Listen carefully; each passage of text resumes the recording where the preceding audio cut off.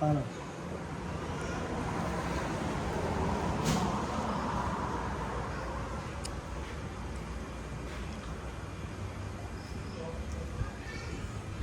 Bay.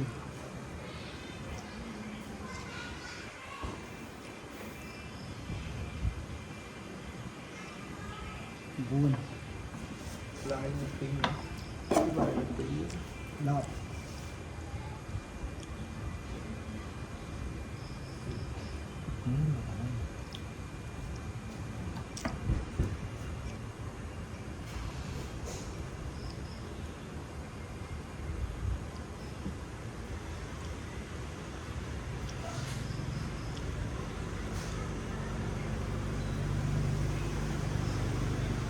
Ui.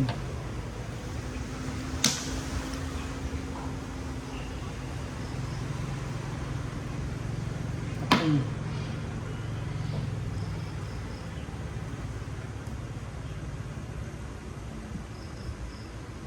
Bay. Buồn.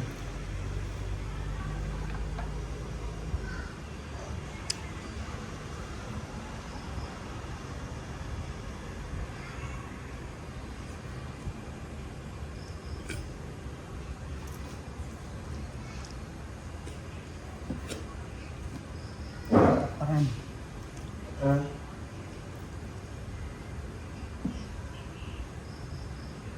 Mùi.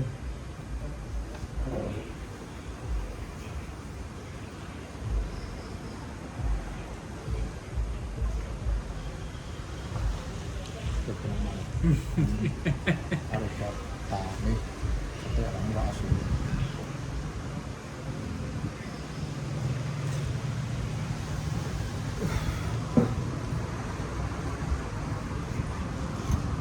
Palo.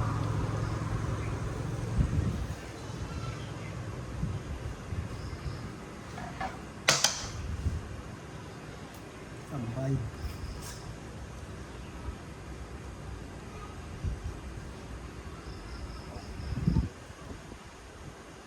Buồn.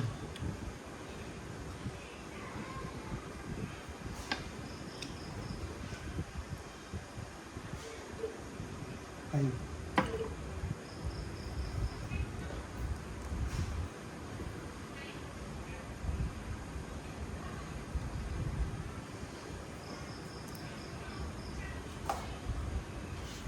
Thì mua.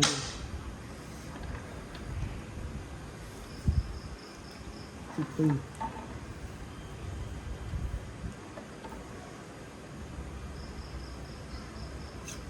Thứ bảy.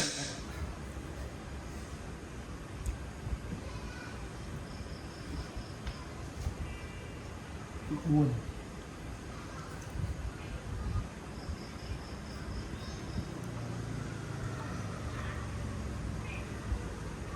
Thứ pram.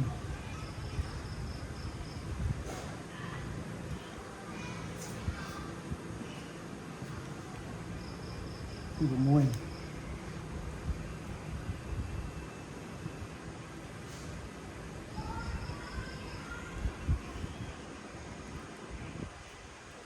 Thứ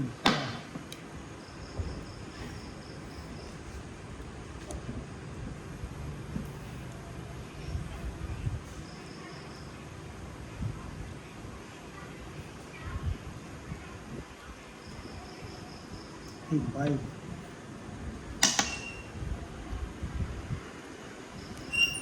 Thì buồn.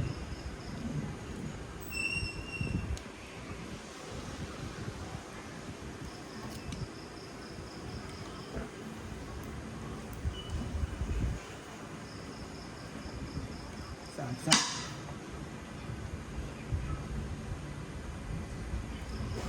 Xả môi.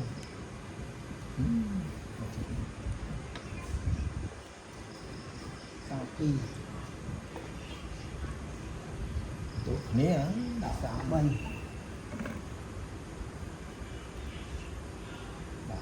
ini man kan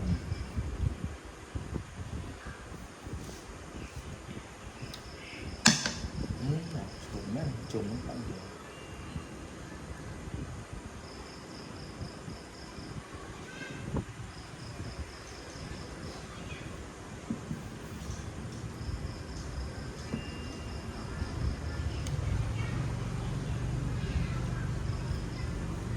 buồn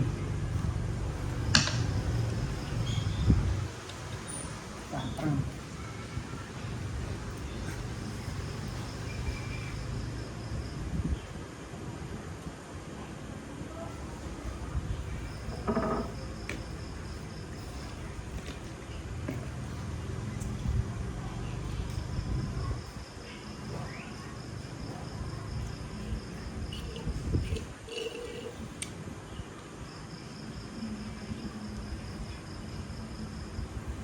tạm bốn mươi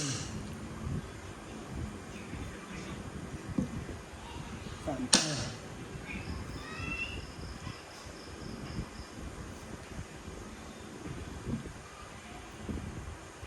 tạm bảy Anh chặt ở trong bàn tiến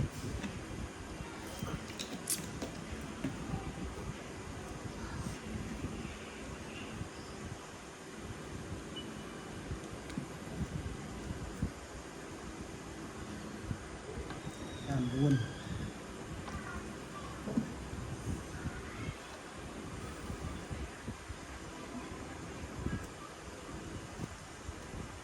giải sắc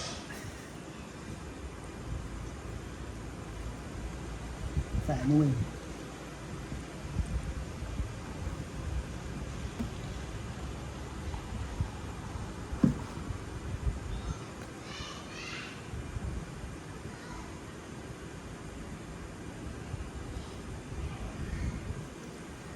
giải tì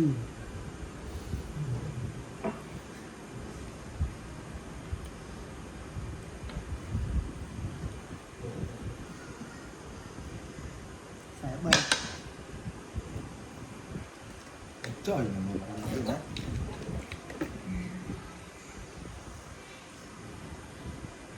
xí áp hả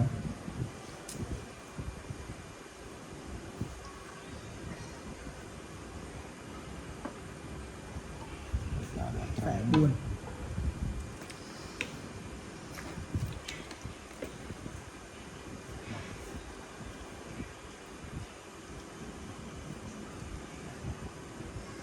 giải tăng dạ.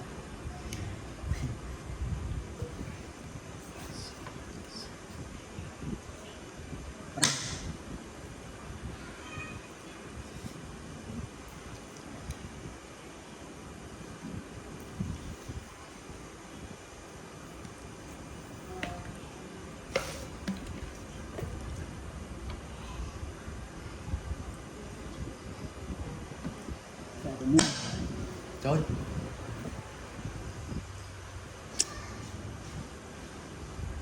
đấy, đây mình chắc là giải bờ phút nữa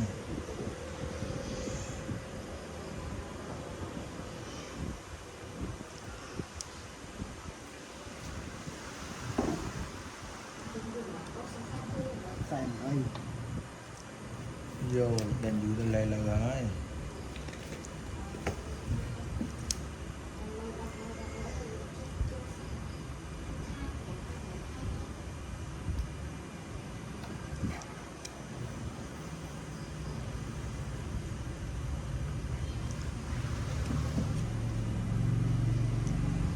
giải bốn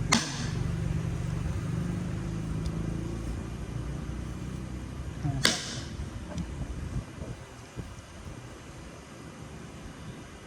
hạ mùi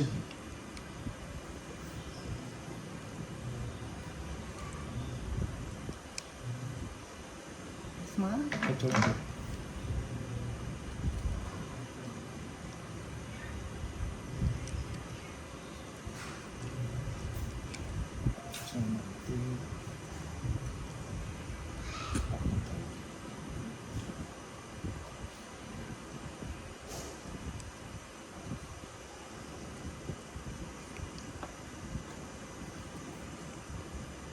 hạ pi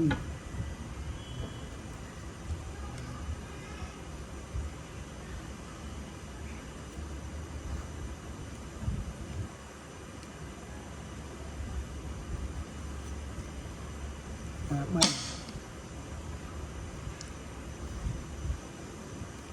hạ buồn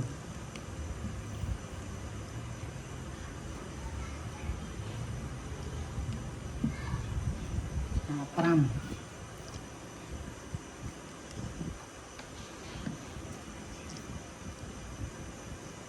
cũng